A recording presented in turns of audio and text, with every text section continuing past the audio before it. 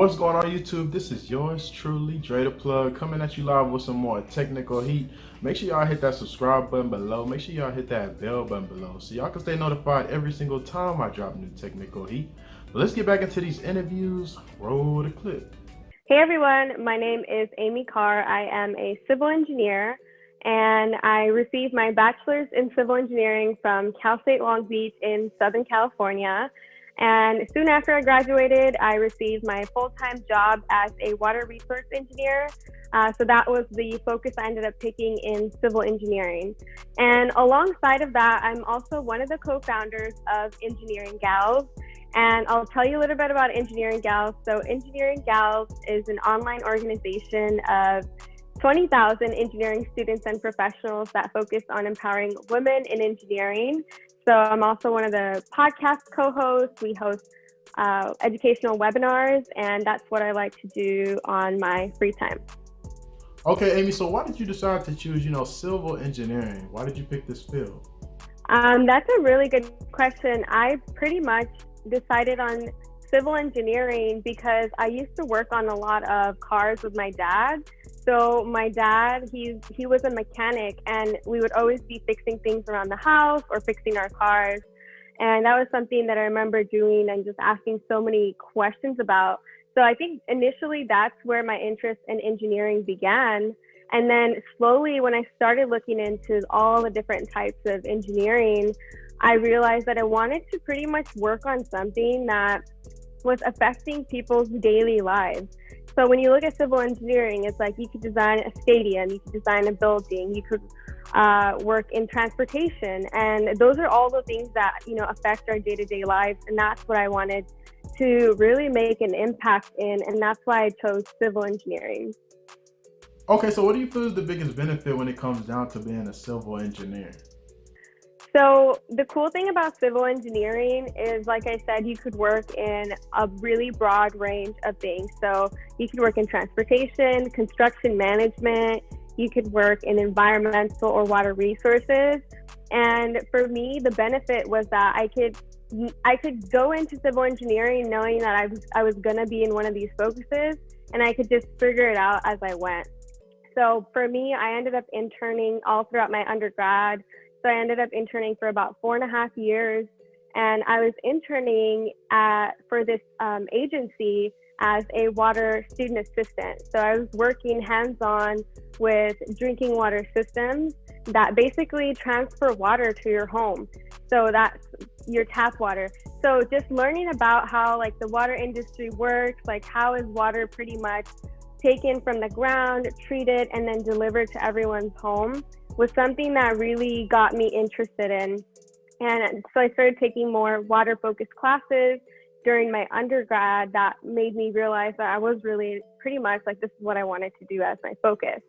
So it gave me the opportunity to figure out what I wanted to do throughout my undergrad. And then when I graduated, by that time I had already been working as an intern in that agency, and I ended up becoming a full-time water resource engineer.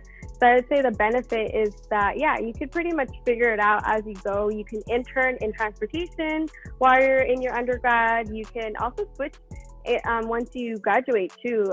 You can switch different focuses if you realize that one focus you chose in civil isn't the one for you. Okay, Amy, so what's something that you did not expect jumping into being a civil engineer? Yeah, so some of the things that I didn't really expect in civil engineering was how different the day-to-day work of being a civil engineer is when you actually graduate from school. So when we're in school, we're pretty much just learning the technical information, and we're applying as much as we can on our homework problems. But once we get to the real world, it's different. So we're working on larger scale problems, and it's something that I learned a lot from very fast. And then specifically in water resources, I learned that there's so many different types of careers. So you could work in design, you can work in project management, just specifically in water. And then you can also be working in the public sector or the private sector. So in the public sector, that's pretty much where most of my experience is from. I'm pretty much, regulating drinking water systems, making sure that all of the permitting and inspection work is done, versus like on the private sector, you can go in and do a lot of the hands-on design work, and you're working on these projects hands-on directly.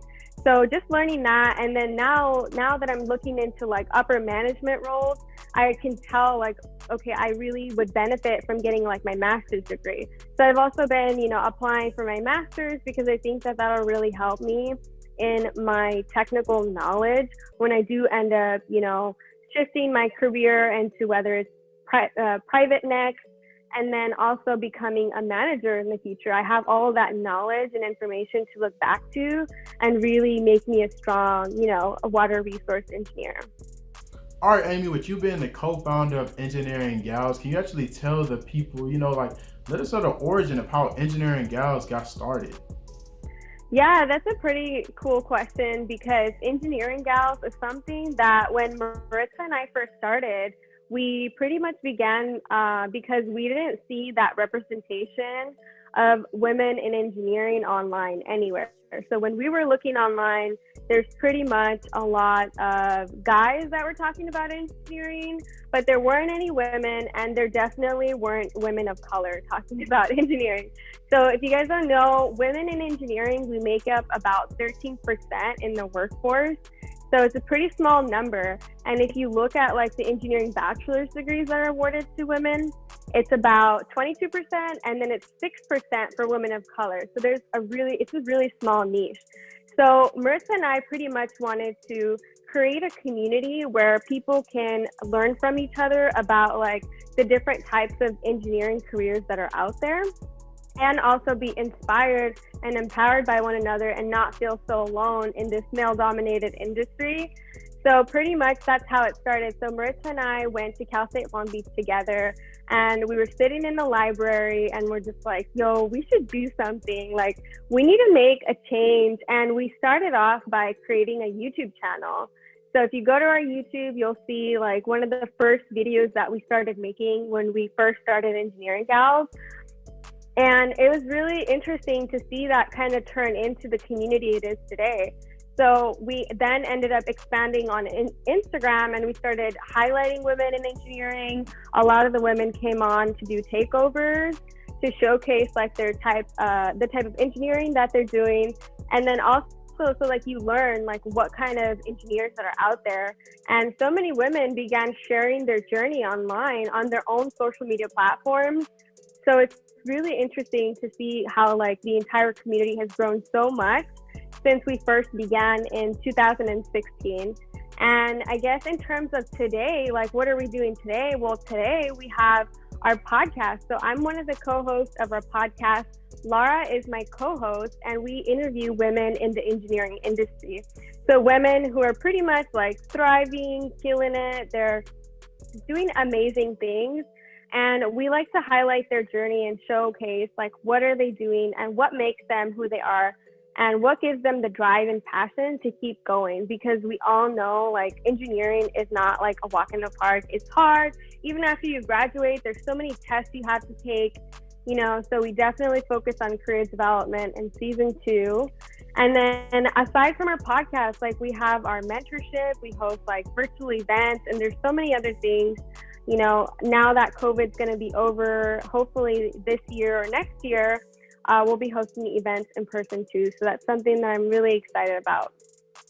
Okay, so tell us a little bit more about Gals Chat, the podcast that you guys just started. Yeah, so the Gals Chat podcast is something that Laura and I started at the end of last year. And it's something that we're having a really good time doing because it's what it is called, right? So Gals Chat. So it's a bunch of gals getting together. Every new episode, we interview someone new to talk about their experiences and highlight their journey. So season 1, we pretty much focused on their women's accomplishments and what they're doing in their careers.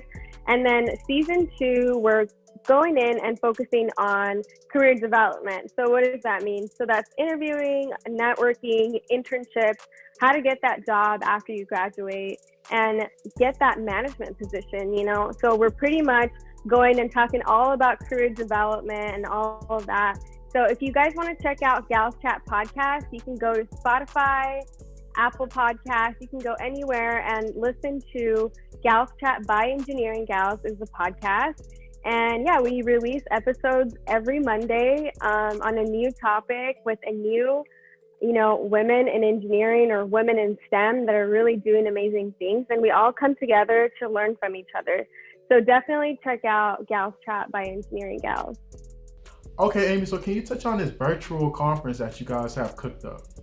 So yeah, the virtual conference that we have, it's going to be this summer. It's going to be talking about investing, creating a career plan, landing your job after graduation. So pretty much we're going to be hosting educational webinars. So this year our conference is going to be online.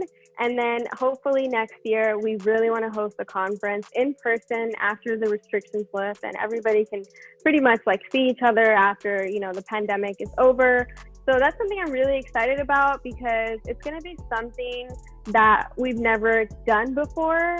It's going to be our first conference, and I know it's going to be completely different from any other conference you've been to. It's going to be really fun, and I'm really excited about it. So stay tuned for that.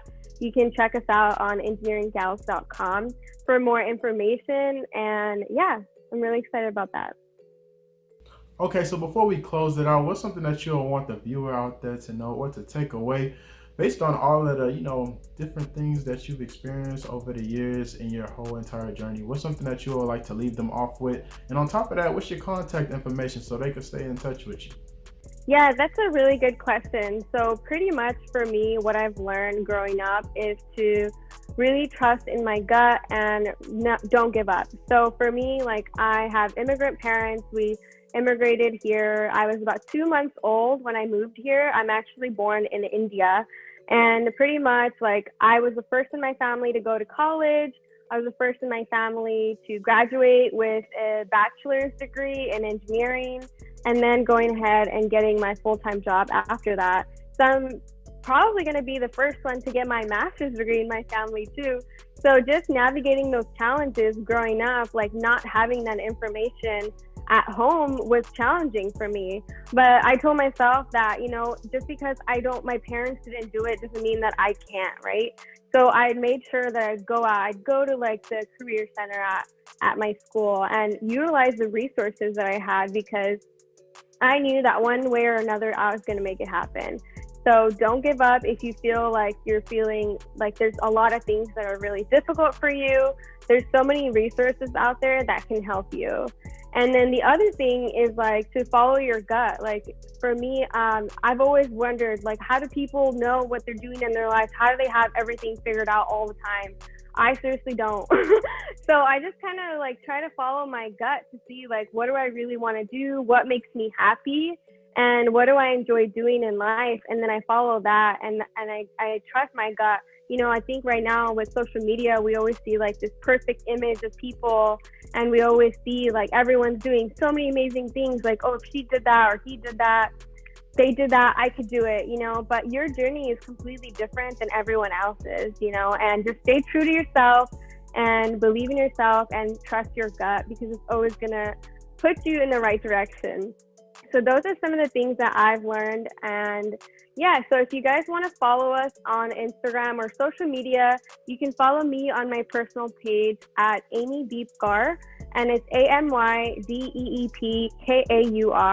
And then for Engineering Gals, you can find us on YouTube, Instagram, Twitter, and our website. Pretty much, it's at Engineering Gals. So engineeringgals.com is our website, and then you can check out our podcast at Gals Chat by Engineering Gals.